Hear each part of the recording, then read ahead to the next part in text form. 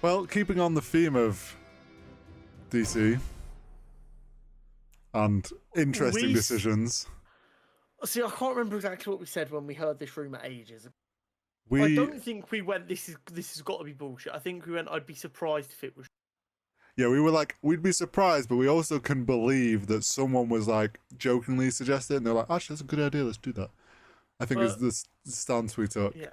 So Joker 2, A Folie de Gras or whatever it's called, has confirmed Lady Gaga is going to be Harley Quinn, and that it is going to be a musical set in Arkham Asylum, set around Dr. Harleen Quinzel falling in love with her patient Arthur Fleck.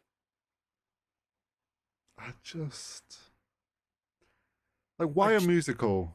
Like I'm fine with Lady Gaga as Harley Quinn, whatever. Like interesting casting choice, but sure. Okay, so hear me out. Why a musical Years ago, though? DC said they were going to start doing Black Label films, Yeah. which were going to be one-shot films separate from the DCU continuity, where they just had fun, tried stuff, and they let directors and writers have a bit of artistic license. Yeah. Joker was announced as a Black Label project, but they seem to have dropped the whole Black Label thing altogether now. Yeah. But it was a Black Label project. Mm-hmm. And it was quite artistic and different, and Yeah. it was great. It was a really, really enjoyable film. I just think they're trying to keep that spirit of let's try stuff alive. And I don't hate that they're trying stuff.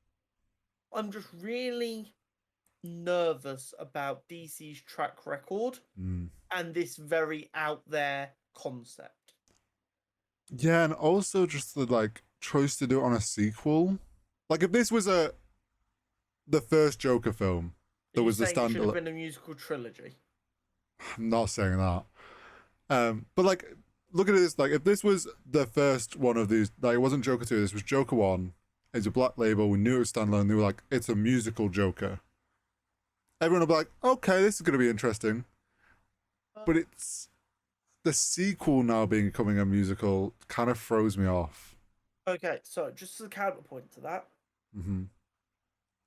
if you remember, in the first film, music was actually a very big part of it, though. Yeah, but it wasn't a full-on musical.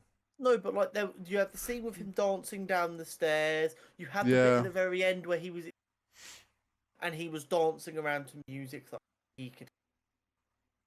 It's kind of in a weird way like they were hinting that he could hear music in the first.